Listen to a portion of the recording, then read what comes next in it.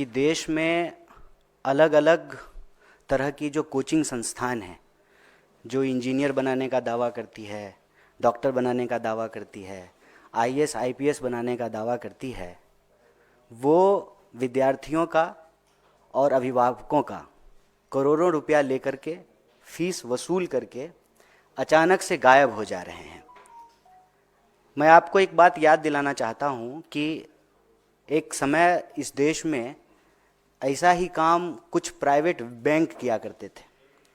रोज़ शाम को उनके एजेंट जो है सब्जी बेचने वाले, दुकानदार से, ठेला वाले, रिक्शा वाले, मिडिल क्लास नौकरी करने वाले लोगों के पैसे वसूलते थे और करोड़ों रुपया लेकर के अचानक से गायब हो जाते थे। जब भी इस तरह का कोई सिस्टमेटिक फेलियर होता है तो स्वाभाविक रूप से सरकार को उसकी जिम्मेवारी लेनी चाहिए। देश में जो आज शिक्षा व्यवस्था की हालत है वो बिल्कुल ठीक उसी तरह से है कि कबीर कहते हैं कि चलती चक्की देखकर दिया कबीरा रोए, दो पाटन के बीच में साबुत बचा ना कोई।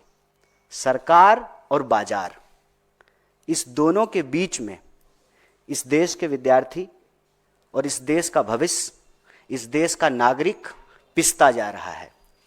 और ये सारा खेल शुरू उस लॉजिक से होता है कि शिक्षा इंसान बनाने के लिए नहीं, एक कमाऊ इंसान बनाने के लिए ली जानी चाहिए और दी जानी चाहिए। बाजार का जो तर्क है कि जिसमें मुनाफा नहीं है उसका अस्तित्व नहीं होना चाहिए। शिक्षा को जब मुनाफे के नजरिए से देखने लगे, उसका नतीजा ये हुआ कि सपना बेचा जाने लगा। अंधों के शहर में आईना बेचने का जो कारोबार है, सीट पता है कि 100 है, एग्जाम देने वाले 1 करोड़ हैं, तो हम उस 100 में पहुंच जाएं, उसकी होड़ और फिर उसका कारोबार। और ये 100 सीट क्यों है? क्योंकि सरकारी व्यवस्था जो है उसमें लगातार रोज बरोज गिरावट आई। सरकारी स्कूल में पढ़ाई नहीं होगा, सरकारी अस्पताल में इलाज नहीं होगा, तो स्वाभाविक रूप से सरकारी संस्थान जो हैं वो कमज़ोर होंगे और उसकी जगह पे जो है निजी संस्थानों की उत्पत्ति होगी। और ये जानबूझ करके किया गया, इसलिए ताकि शिक्षा जो प्राप्त करने वाले लोग हैं वो सिटीजन ना रहें, स्टूडेंट ना रहें, उनको कंज्यूमर बना दिया जाए। और इसी कंज्यूमर सर्विस के लॉजिक के तहत देश भर में कोचिंग की बाढ़ आई। आपने दिल्ली में देखा, बेसमेंट में पढ़ते हुए जो है विद्यार्थी की मौत हो गई। और जब हम मौत की बात करते हैं, भारत में एक संस्कृति है, गांव में अगर किसी की मौत हो जाए तो किसी के घर में खाना नहीं बनता है। सामने से अगर डेड बॉडी जा रही हो तो बिना जात बिना धर्म पूछे हुए लोग उसको नमस्कार करते हैं और कहते हैं कि आत्मा को शांति मिले। लेकिन हम कितने असंवेदनशील हो गए हैं, या हमको व्यवस्था कितना असंवेदनशील बना दिया है कि हर घंटे लगभग 2 स्टूडेंट, 24 घंटे में कम से कम 28 स्टूडेंट सुसाइड कर रहे हैं। और स्थिति यह है कि इस देश में किसान आत्महत्या से नौजवान आत्महत्या ज्यादा हो चुका है। जैसे किसान आत्महत्या के पीछे सिस्टम जिम्मेवार है, उसी तरह से स्टूडेंट की आत्महत्या के लिए भी सिस्टम जिम्मेवार है। और यह सिस्टम जो स्टूडेंट को मार रहा है, एक प्रेशर कुकर बना रहा है, वो सिस्टम ऐसे बन रहा है कि एक तरफ रोज सपने बेचे जाएंगे। 5 ट्रिलियन की इकोनॉमी हो गई है। किसी एक इंसान का एग्जाम्पल ला करके सामने ये दिखाया जाएगा कि इसका पैकेज 1 करोड़ का है, और हर बच्चे को ये प्रेशर दिया जाएगा कि आप भी 1 करोड़ का पैकेज जो है प्राप्त कीजिए। कैसे प्राप्त करेंगे? सीट कितना है, कितना जो है एग्जाम हो रहा है, वैकेंसी कितनी है, free and fair transparent exam कितना होता है, रोजगार कितने उत्पन्न हो रहे हैं, इस पे कोई चर्चा नहीं होगी। रोजगार दिलाने के नाम पर कोचिंग संस्थान बनेंगे और लोगों की गाढ़ी कमाई, नौकरी करने वाले लोग उनकी सैलरी, किसान को उनके फसल से जो कमाई हुई है, जो मजदूर हैं जो रोज मजदूरी करते हैं, पेट काट करके अपने बच्चों को पढ़ा रहे हैं कि हम तो मजदूर हैं, हमारा बच्चा अच्छा इंजीनियर हो जाएगा। और अचानक रातों रात सैकड़ों दर्जनों संस्थान जो है वो बंद कर दिए जाएंगे। क्यों? क्योंकि उन्होंने मोटा फीस जो है वो वसूल लिया है माँ बाप का। और अब स्टूडेंट का क्या होगा वो स्टूडेंट जाने। और आपने देखा अभी गोरखपुर की एक लड़की जेईई की तैयारी कर रही थी और एक बड़ा ही मार्मिक पत्र जो है अपने माँ बाप के नाम लिखा, उसने सुसाइड कर लिया। और ये कोई एक बात नहीं है, मैं कह रहा हूं कि जब 24 घंटे में 28, कम से कम 28 स्टूडेंट सुसाइड कर रहे हैं, मतलब हर घंटे घड़ी का कांटा जब एक बार चक्कर घुमाए तो एक स्टूडेंट कम से कम इस देश में, देश के किसी न किसी कोने में सुसाइड कर ले रहा है। ये एक गंभीर विषय है, सरकार को इसकी जिम्मेवारी लेनी चाहिए। और शिक्षा बाजार की और मुनाफे की वस्तु नहीं है। मैं आपको याद दिलाना चाहता हूं, अभी सीबीएसई का एग्जाम हो रहा है। सीबीएसई के एग्जाम और रिजल्ट के बाद बड़े पैमाने पे विद्यार्थी सुसाइड करते थे। यूपीए की सरकार ने यह फैसला लिया कि हम किसी को पास फेल नहीं करेंगे, हम ग्रेड देंगे। और हम सब जो पढ़ लिख लिए हैं, मैं पीएचडी कर लिया हूं, आप तमाम लोग जो है अलग अलग पढ़ाई कर लिए हैं, ये रेस कभी अंत होता है क्या? 10वां फर्स्ट डिवीजन पास कर लेंगे तो सब ठीक हो जाएगा, 12वीं फर्स्ट डिवीजन पास कर लेंगे तो सब ठीक हो जाएगा, पत्रकारिता में डिप्लोमा कर लेंगे तो सब ठीक हो जाएगा, इंजीनियरिंग की पढ़ाई कर लेंगे तो सब ठीक हो जाएगा। पीएचडी करके लोगों को नौकरी नहीं मिल रही है। 45 साल में देश में सबसे ज्यादा बेरोजगारी है। इतनी बेरोजगारी हिंदुस्तान के इतिहास में आज तक नहीं था।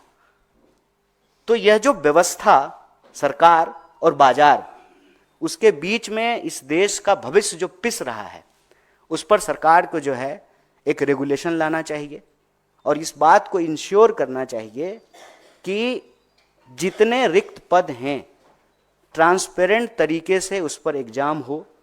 कोई ऐसा पेपर नहीं है जिसमें धांधली नहीं होती है, कोई ऐसी नौकरी नहीं है जिसको पैसे दे करके खरीदा नहीं जाता है। तो इस देश के भविष्य के ऊपर, इस देश के नौजवान और विद्यार्थी के ऊपर एक भारी दबाव है और एक सजग समाज के तौर पर, एक संवेदनशील देश के तौर पर इसकी सामूहिक जिम्मेवारी हम सबको लेनी चाहिए। सरकार को ये रेगुलेशन बनाना चाहिए और इस तहत हमारा कांग्रेस पार्टी की तरफ से 3 महत्वपूर्ण मांग है। पहला, आप सरकारी संस्थानों को बेहतर कीजिए।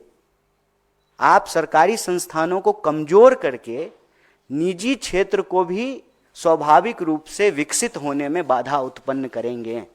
सरकारी संस्थान ठीक से काम करेगा, बीएसएनएल ठीक से चलेगा, तभी जियो धन धनाधन होगा। सरकारी संस्थानों को तबाह करके निजी संस्थानों को, अभी प्रधानमंत्री जी ने कहा अमेरिका में एक देश के व्यवसायी से जब उनसे प्रश्न पूछा गया, यहां तो प्रेस कॉन्फ्रेंस करते नहीं है, तो उन्होंने कहा कि निजी मामला है। निजी मामला कैसे है सर? सरकारी संस्थाएं, सार्वजनिक क्षेत्र की चीजें ठीक से फंक्शन करेगी तभी निजी क्षेत्र की संस्थाएं और उसकी जो जिम्मेवारी है ठीक तरीके से उसका निर्वहन कर पाएंगे, पहला। और दूसरा कि इस देश में आईएएस बनाने का, इंजीनियर बनाने का, डॉक्टर बनाने का जो एक धंधा है, उसका एक रेगुलेशन होना बहुत जरूरी है। कहने का तात्पर्य यह है कि अगर कोई कोचिंग संस्थान विद्यार्थियों से और उसके अभिभावकों से पैसा वसूला है तो उसकी जिम्मेवारी है कि वो उस कोर्स को पूरा करे। अगर वो उस पे कोर्स को पूरा नहीं करते हैं तो एक तरह का स्कैम है, एक तरह का घोटाला है। सरकार को जो है यह अनियंत्रित जो व्यवसाय है लोगों को बेवकूफ बनाने का, उसको जो है नियंत्रित करना चाहिए।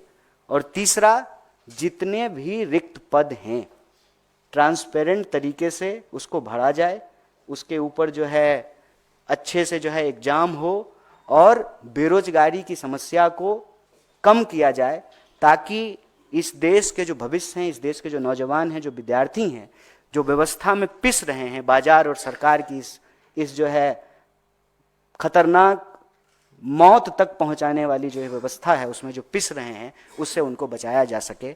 इस विषय पे आप लोगों से बातचीत के लिए मैं यहाँ उपस्थित था और अभी जब इस संबंधित आपका अगर कोई प्रश्न है तो उसका हम जवाब देंगे। बहुत बहुत धन्यवाद।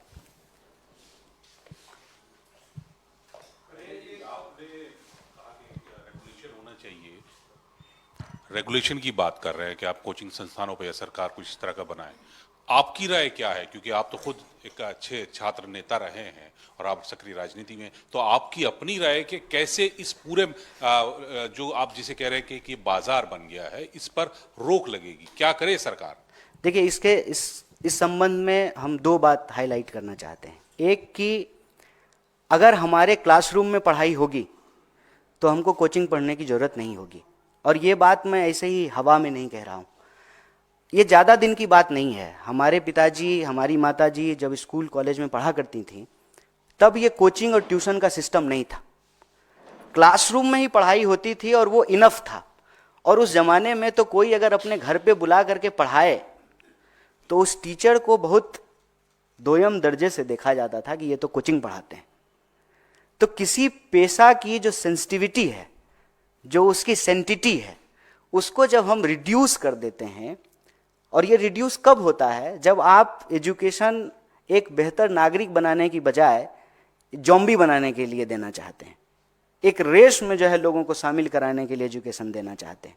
और उस रेस का ही नतीजा है कि पहले जो है उसको अंक लाने का, मतलब जब से उसका जीवन शुरू होगा तो उसके ऊपर एक एंजाइटी होगी, दबाव होगा कि उसको अच्छा अंक लाना है।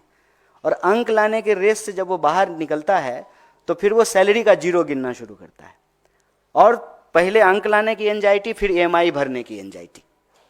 तो एजुकेशन का तात्पर्य सिर्फ और सिर्फ मुनाफा कमाना नहीं है, एक बेहतर इंसान भी बनाना है।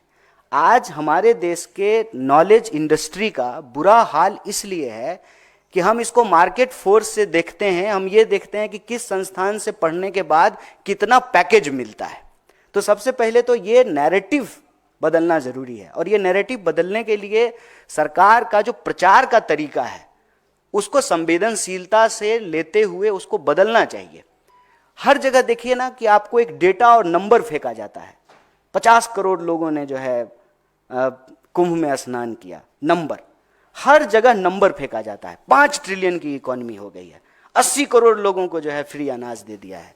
हर चीज को मैं कहता हूं कि इस देश की हिस्ट्री ये है कि हम सब्जेक्ट थे, लेकिन देश को आज़ादी मिली, उसके बाद हम सिटीजन हुए। आज उस सिटीजन को नंबर में रिड्यूस किया जा रहा है। सरकार अपने नागरिकों को, अपने विद्यार्थियों को, नौजवानों को नंबर में रिड्यूस नहीं करे।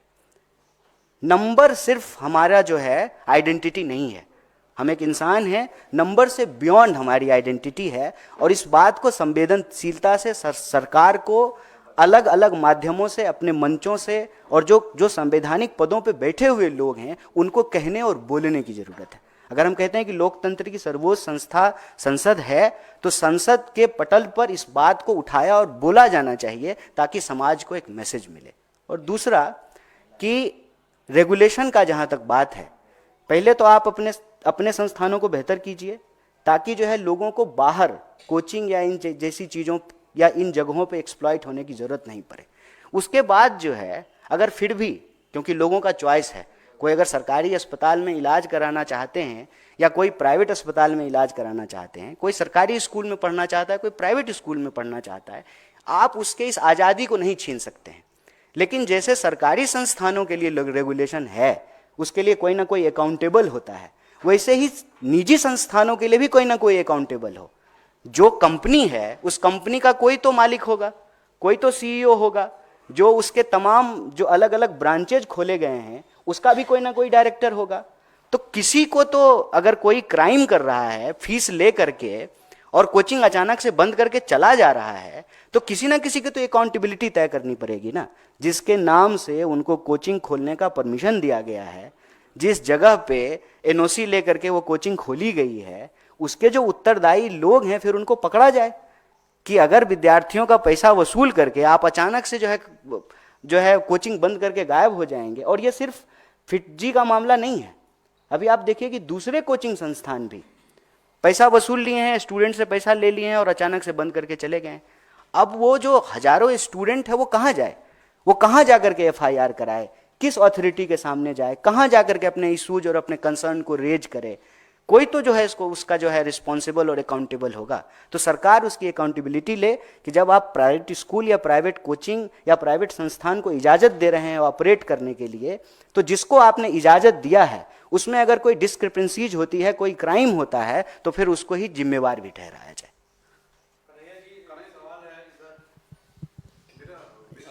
कन्हैया जी, हिंदुस्तान दुनिया, हाँ पहले इनका प्रश्न ले लें।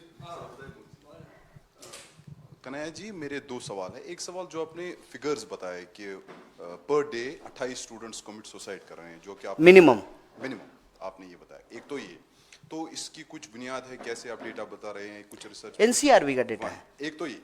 दूसरा, ये जो आप उद्योग कह रहे हैं एजुकेशन को लेकर, कोचिंग इंस्टीट्यूट्स को लेकर, तो आपको याद होगा ये जो उद्योग शुरू हुआ था ये कोटा राजस्थान, जहां आपकी जो गवर्नमेंट थी कांग्रेस की, बहुत टाइम रही, बहुत सालों चली, तो आपकी उस गवर्नमेंट ने तब नकेल क्यों नहीं कसी उस चीज पे?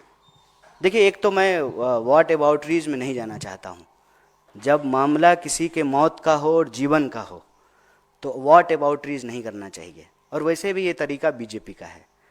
लेकिन मैं, आपने चूंकि प्रश्न किया है तो इसका जवाब मैं आपको दूंगा। पिछली बार जब गहलोत साहब की सरकार थी, हम लोगों ने इस इशूज को और कंसर्न को रेज किया, बाकायदा वहाँ पे एड्रेस करने के लिए एडमिनिस्ट्रेशन की तरफ से एफर्ट किए गए। कोचिंग संस्थानों के लिए भी जो रेगुलेशन और डायरेक्शंस दिए गए, और ये इंश्योर किया गया कि हर जगह विद्यार्थियों से बातचीत करने के लिए, अगर वो किसी तरीके के मेंटल प्रेशर से गुजर रहे हैं तो उसको एड्रेस किया जाए, उनका काउंसलिंग किया जाए, उसको एड्रेस करने की कोशिश की गई। लेकिन ना, ये मैं सफाई की तरह नहीं कहना चाहता हूँ। ये एक collective, as a society, as a nation हमारा ये रोल है। प्रेशर जो है वो सिर्फ और सिर्फ बाजार और सरकार तक ही सीमित नहीं है। बाजार और सरकार जो प्रतिमान गढ़ता है, उस प्रतिमान के चलते वो प्रेशर हमारे घर तक पहुंचता है, माँ बाप तक पहुंचता है, अभिभावक तक पहुंचता है, बड़े भाई और बड़े बहन तक पहुंचता है, दोस्त तक पहुंचता है, पीयर ग्रुप तक पहुंचता है। इसीलिए कलेक्टिव एफर्ट है, इसमें हम व्हाट अबाउटरीज नहीं करना चाहते हैं। ये बहुत एक फर्म स्टैंड है हमारा कि एजुकेशन प्रिविलेज नहीं है, एजुकेशन राइट है। और कॉन्टिन्यूअसली जो है एजुकेशन को एक प्रिविलेज बनाया जा रहा है। अगर आपके पास लाखों की आमदनी नहीं है तो आप अपने बच्चे को बस वाला, स्विमिंग पूल वाला और हॉर्स राइडिंग वाले स्कूल में नहीं पढ़ा सकते। और आप देखिए कि हजारों स्कूल बंद किए गए हैं सरकार के, हर स्टेट में हजारों स्कूल आप बंद कर रहे हैं। आपकी यूनिवर्सिटीज की हालत यह है कि वहां कोर्सेज रेगुलर नहीं चल रहे हैं। नया जो है यूजीसी की ड्राफ्ट कमेटी आई है, सेमेस्टर सिस्टम है, तमाम तरीके के नए चीज जो है, आप नई चीजें इंट्रोड्यूस कर रहे हैं। नतीजा यह है कि सिलेबस नहीं खत्म हो रहा है। आप मान लीजिए सेकेंड ईयर के फर्स्ट सेमेस्टर का सिलेबस जो है पढ़ रहे हैं, और जो है फर्स्ट ईयर के लास्ट सेमेस्टर का जो है ना एग्जाम साथ में चल रहा है। तो ये जो सिचुएशन क्रिएट किया जा रहा है, मैं कह रहा हूं कि ये व्यवस्था जनित है। ये सरकार और बाजार के आपसी गठजोड़ से ये आत्महत्या, मतलब हत्यारी व्यवस्था कह लीजिए, वो जो है उसको पैदा किया जा रहा है। तो एज ए सोसाइटी ये हमारा कलेक्टिव रिस्पॉन्सिबिलिटी है। इसीलिए हम व्हाट अबाउटरीज में नहीं जाना चाहते हैं, लेकिन ये हमारे लिए एक सीरियस कंसर्न है, इशू है, जिसको हम एड्रेस करना चाहते हैं एज ए अपोजिशन, और जब सरकार में हो तो एज ए सरकार भी। कन्हैया, मेरा आपसे यही सवाल है कि हिंदुस्तान जो है दुनिया का सबसे युवा देश है, करीब 55% आबादी हिंदुस्तान के भीतर है, जो अच्छी बात है। लेकिन मौजूदा जो सूरत हाल के हिसाब से अगर देखा जाए तो किसानों की आत्महत्या से ज्यादा युवाओं की आत्महत्या हो रही है हिंदुस्तान में। ये कितना चिंताजनक है और क्या समाधान इसका हो सकता है? देखिए, ये बहुत ज़्यादा चिंताजनक है, और इस विषय को लेकर के मेरे ख्याल से आप लोगों से हमारी कई बातचीत हुई है, कई प्रेस वार्ता में हमने इस इशू को रेज किया है।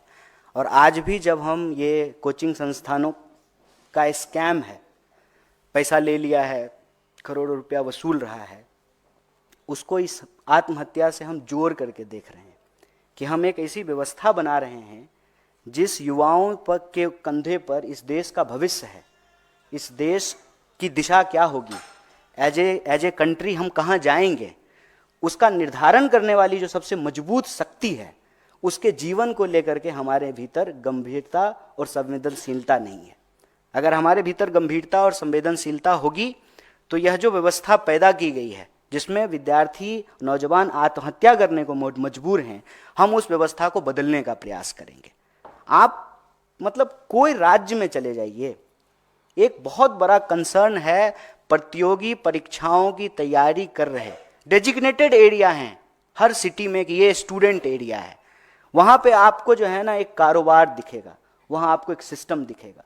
सालों से वहाँ पे विद्यार्थी तैयारी कर रहे हैं, लेकिन उनको नहीं पता है कि उनका फ्यूचर क्या होगा। क्यों? क्योंकि टाइम पे एग्जाम नहीं हो रहा है। एग्जाम हो रहा है तो एग्जामिनेशन हॉल में पहुंचने से पहले पेपर लीक हो रहा है। पेपर लीक के खिलाफ जब स्टूडेंट सड़क पे उतर रहे हैं तो उनको लाठियां पड़ रही हैं। तो सरकार को इसकी रिस्पॉन्सिबिलिटी लेनी पड़ेगी कि आप कह रहे हैं कि हम दुनिया का सबसे विकसित देश बनेंगे, हम विश्व गुरु बनेंगे, तो हम दुनिया का सबसे विकसित देश और विश्व गुरु तो तभी बनेंगे ना कि जो हमारी सबसे बड़ी आबादी है युवाओं की, उसके लिए हम एक रचनात्मक प्रयास कर पाएंगे। और इस दिशा में जो हमने आपको कहा कि एक तो स्टूडेंट को, यूथ को और इस देश के नागरिकों को नंबर में नहीं रिड्यूस किया जाए, सरकारी संस्थानों को बेहतर किया जाए, वैकेंसीज को समय पे भरा जाए, ट्रांसपेरेंट तरीके से एग्जाम हो, और जो निजी संस्थान हैं उसके लिए जो एक ट्रांसपेरेंट रेगुलेटरी सिस्टम हो कि अगर कोई क्राइम कर रहा है तो उसके लिए उसको एक अकाउंटेबल ठहराया जाए। ये कुछ सुझाव हमको लगता है कि सरकार को एज ए मेजर लेना चाहिए, जिससे ये हम जो अलार्मिंग सिचुएशन है उस अलार्मिंग सिचुएशन से देश को बचा सकते हैं। कन्हैया जी, उपराष्ट्रपति जगदीप धनखड़ ने कहा सीबीआई के डायरेक्टर या अन्य बड़े पदाधिकारियों के सिलेक्शन में चीफ जस्टिस ऑफ इंडिया कैसे हिस्सा ले सकते हैं? यह न्यायिक सक्रियता या अतिक्रमण के बीच पतली रेखा है, इसका असर मोटा होगा। उसके साथ उन्होंने यह भी कहा कि जब यह नियम बना था तब सिस्टम ने घुटने टेके थे, अब समय इस नियम को बदलने का है। अब देखिए, ये सब बहुत बड़ा इशू है। हमारे पास एक बहुत ज़रूरी और गंभीर और संवेदनशील इशू है, तो मैं कोशिश करूँगा कि मैं उसी पे बात रखूँ। जगदीप धनखड़ साहब देश के उपराष्ट्रपति हैं, उनका घुटना ठीक रहे इस उम्र में, हमारी ये शुभकामनाएं हैं। बाकी मैं एक बात विनम्रता से आप लोगों को कहता हूँ कि न्यूज़ का मतलब नो न्यूज़ नहीं होता है। तमाम तरीके के डाइवर्जन, तमाम तरीके के स्टेटमेंट, इसने ये कह दिया, उसने वो कह दिया, उसमें मुझे लगता है कि देश का ज़रूरी मुद्दा कहीं ना कहीं छूट जा रहा है। और as a citizen, as a member of the society, इससे बड़ा कोई इशू नहीं हो सकता है हमारे लिए कि लोगों की जान जा रही है हर घंटे, और देश की जो बुनियाद है, उस बुनियाद को जो चलाने वाले लोग हैं, उनके जीवन को लेकर के हमारा कंसर्न सबसे ऊपर होना चाहिए। कन्हैया जी, इसी विषय पे राहुल गांधी ने पिछले कुछ दिन पूर्व ही कहा था कि जब इस कमेटी में पहले चीफ जस्टिस होते थे, प्रधानमंत्री होते, नेता प्रतिपक्ष होते थे, अब जब चीफ जस्टिस को हटा रहे, इसका मतलब दो सरकार को एक में कोई मतलब ही नहीं ठहरता। अच्छा, तो बाकी लोग कह रहे हैं, बाकी लोग कहेंगे, मैं आज इसी विषय पे कहना चाहता हूँ। और जी, आप पूरे एजुकेशन सिस्टम की और इसकी बात कर रहे हैं, इससे एक आगे स्टेप बढ़ के रोजगार की बात भी आपने करी है। और हालत ये हो रही है कि अमेरिका के अंदर जो इलीगल इमिग्रेंट्स हैं भारत, आज भी एक जहाज आया है, आज भी जहाज आने की बात हो रही है, आएगा अभी वो अमृतसर में, और तकरीबन 7 लाख से ज्यादा जो इलीगल इमिग्रेंट्स वहां पर हैं, रोजगार की तलाश में अपना भविष्य तलाशने जा रहे हैं। इसका सोल्यूशन क्या होना चाहिए, इसको भी आप एड्रेस कैसे करेंगे? देखिए, फिर वही बात जो मैंने इनके सवाल के जवाब में कहा कि कुछ इशूज ऐसे होते हैं जिसपे व्हाट अबाउट रीच करने से काम नहीं चलेगा। मतलब तुम तुम्हारा, हम हमारा, तू मैं से बात बनती नहीं है। लेकिन मैं एक बात आपको याद दिला दूं कि मनमोहन सिंह जी जब प्रधानमंत्री थे तो ओबामा भारत आए थे, और ओबामा का एक स्टेटमेंट उस वक्त जो है ना बहुत पॉपुलर हुआ था कि दुनिया जिन परिस्थितियों से गुजर रहा है उसको अगर कोई निकाल सकता है तो वो देश भारत है। दुनिया भारत की तरफ देख रहा है। प्रोडक्शन सिस्टम में जो चेंजेज आ रहे थे, जिस तरह से जो है वो डिसइंटीग्रेट हो रहा था, इलेक्ट्रॉनिक रेवोल्यूशन हो गया, कंप्यूटर, मोबाइल, एआई का ज़माना है, आज हर कोई एआई की बात कर रहा है। उस दौर में हमको एक लीडिंग नेशन होना था, लेकिन जब आप विजन लैक करते हैं तो उसका ये परिणाम होता है। विजन लैक करने का क्या मतलब है कि देश के प्रधानमंत्री, आदरणीय प्रधानमंत्री जाते हैं और ट्रंप के लिए चुनाव प्रचार करते हैं और ट्रंप को गले लगाते हैं, और वही ट्रंप हमारे देश के लोगों के पाँव में बेड़ियां लगाता है। आप रिटर्न देख रहे हैं, गिफ्ट रिटर्न। हम गला लगाए, वो बेड़ी लगा दिया। हम ये नहीं कह रहे हैं कि इलीगल लोगों के ऊपर कार्रवाई किसी देश को करने का अधिकार नहीं है, लेकिन जो है बेसिक ह्यूमन रिस्पेक्ट भी होता है। दूसरे देश के इलीगल इमिग्रेंट्स को भी बाहर भेजा गया, उसके देश के राष्ट्रपति जो है वहाँ गए, उससे मिले, अपना जहाज भेजा, बोला कि जो है मिलिट्री के जहाज में नहीं भेजोगे, हम अपना जहाज भेजेंगे। हमारे पास तो वो अपना जहाज भी नहीं है, तो एयर इंडिया बचा ही नहीं। बस हमारे पास अब विमान मंत्री हैं, विमान नहीं है। तो ये एक सीरियस कंसर्न है। जब हम अपने देश में मजबूत नहीं होंगे, ये वही बात हो गई कि हम अपने घर में जो है ना, हमारी घर की हालत अच्छी नहीं होगी तो गांव के चौपाल पे हमको कोई इज्जत नहीं करेगा। हमारे गांव में जब हमारी इज्जत तब मिलेगी जब हमारा घर, हमारे घर के सदस्य, उनके बीच में आपसी संबंध, हमारी घर की आमदनी, हमारे घर के लोगों का समाज के प्रति व्यवहार, उससे गांव के चौपाल पे जो है हमको इज्जत मिलेगी। अपने घर में आप डेटा छुपा लेंगे, जो सूचना के तंत्र हैं उसको मैनेज कर लेंगे, प्रेस कॉन्फ्रेंस नहीं करेंगे। अरे आपने क्या किया? आप अपने पत्रकारों को इस प्रेस कॉन्फ्रेंस में नहीं लेकर के गए। आपका पत्रकार होता तो वो पलट करके ट्रंप से पूछता ना एक क्वेश्चन, जब वहां की मीडिया आपसे एक प्रश्न पूछ रहा था। आपका भी पत्रकार पूछता ट्रंप से, ए भाई आप इधर आकर के कहते हैं कि भारत हमारा दोस्त है और हमारे लोगों को बेड़ी लगा के भेज रहे हैं, एक सवाल पूछता ना, आपने जाने ही नहीं दिया। तो सूचना तंत्र को कंट्रोल करके, आप जैसे घर का मुखिया आप अपने घर में चला लेंगे, कोई बोलेगा तो जोर से डांट देंगे, कहेंगे इसका खाना बंद कर दो, इसको शाम को खाना मत देना। लेकिन गांव की चौपाल पे आपको इज्जत तो आपके घर की हालत से मिलेगी ना। हमारी इकोनॉमी अगर सही तरीके से फ्लोरिश करेगी, 8 का क्राइसिस, इसीलिए मैंने आपको ओबामा का वो विजिट याद दिलाया, दुनिया भर में 8 की क्राइसिस थी और 8 के क्राइसिस में जो मंदी थी, भारत जो है फ्लोरिश करता रहा।